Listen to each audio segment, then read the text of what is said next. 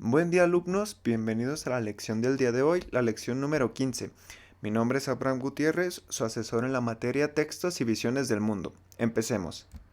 Ya hemos visto con anterioridad la reseña, algunos de sus partes e incluso hemos visto el tema de hoy un poco a grandes rasgos, ¿no? Es el tema en concreto las estrategias discursivas. Voy a adelantar un poco para que vean que ya hemos visto estas. Sin embargo, hoy vamos a profundizar un poco sobre ellas. La primera estrategia discursiva es el qué se dice, que básicamente es mencionar el personaje principal, el tema, la trama, el ambiente, como los rasgos generales de la obra o la cosa que estés recomendando.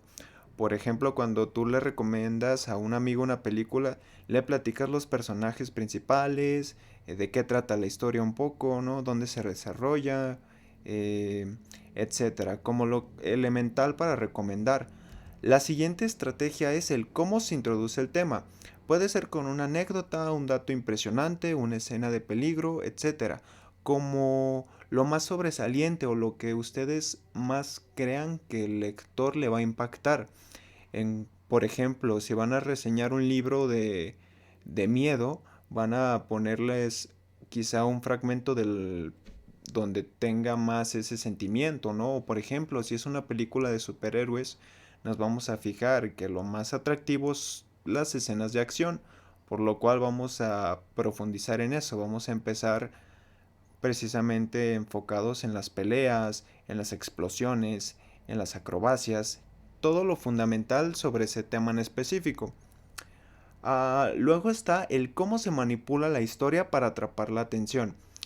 Y bueno, aquí es un poco jugar como con los dilemas, como con las decisiones, el drama en general, a apelar a los sentimientos. Es como apelar a este lado humano que tiene todos los lectores, ¿no? Es profundizar acerca de las emociones que nos hicieron reír, llorar, como lo más fuerte en cuanto a cuestión emocional, por decirlo de alguna forma. El siguiente tema es cómo se hace creíble un hecho cuestionable. Aquí va a variar mucho. Por ejemplo, si estamos leyendo fantasía, eh, va a haber seres sobrenaturales, ¿no? Seres mágicos. Y aunque no existan, por ejemplo, duendes, unicornios o criaturas mágicas en la vida real, se puede permitir en una obra de ese estilo, ¿no? Es creíble porque es dentro de ese estilo. Sin embargo, cada género tiene sus propias reglas de, digamos, como que de un hecho sea verídico. Verídico no quiere decir que sea verdad, simplemente que sea creíble.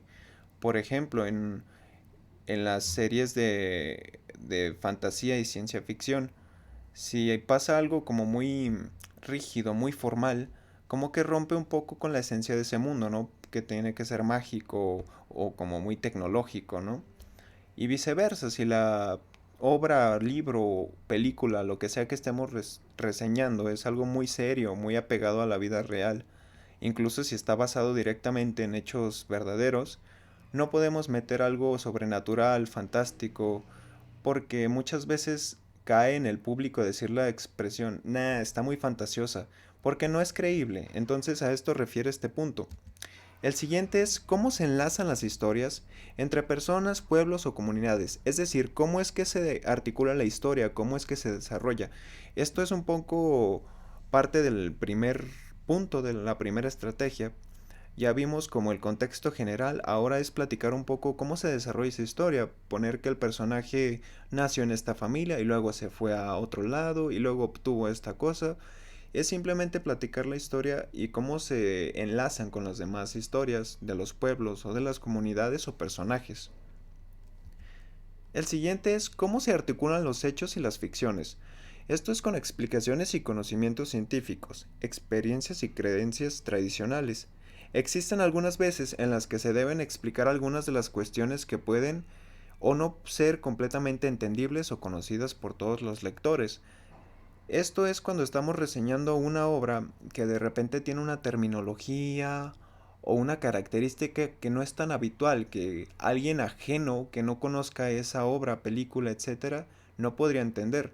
El libro te pone el ejemplo del Periquillo Sarmiento, que una persona que no conoce el contexto o más o menos de qué trata, pues quizá Periquillo se puede imaginar tal cual el pájaro, ¿no? O Sarmiento no puede saber ni siquiera qué es. Incluso películas de superhéroes, teníamos el ejemplo de que alguien que no esté tan familiarizado, pues se le tiene que aclarar ciertas cuestiones, ¿no?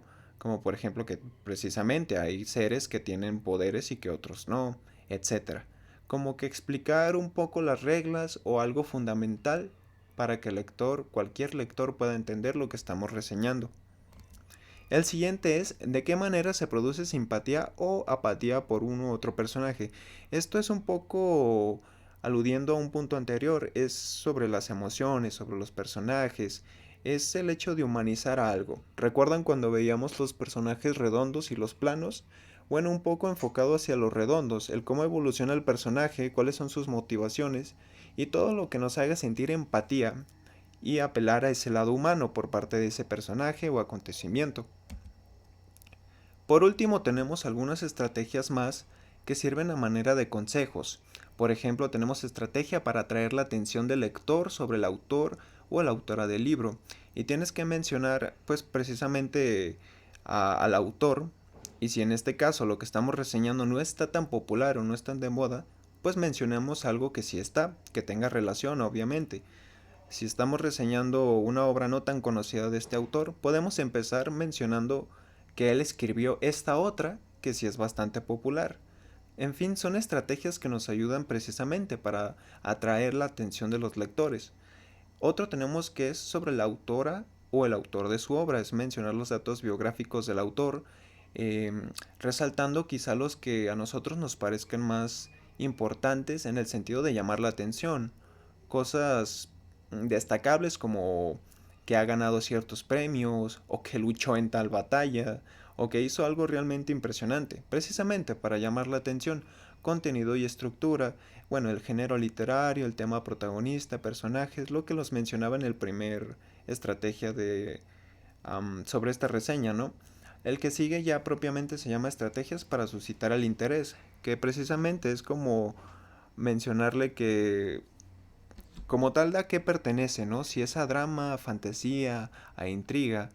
También tenemos que mencionar que el libro debería ser leído o no debería ser leído, como este punto decisivo, ¿no? Por ejemplo, si alguien nos dice, no deberías leer esto, como de inmediato nos llama la atención el decir, ah, chis, pero ¿por qué esta persona dice que no? O sí deberías leerlo. A ver, ¿por qué sí? Pues es una estrategia como para llamar más la atención al lector. Y el último es la recomendación y es una estrategia para invitar a leer la novela completa. Es decir, complementa el punto anterior y se concluye.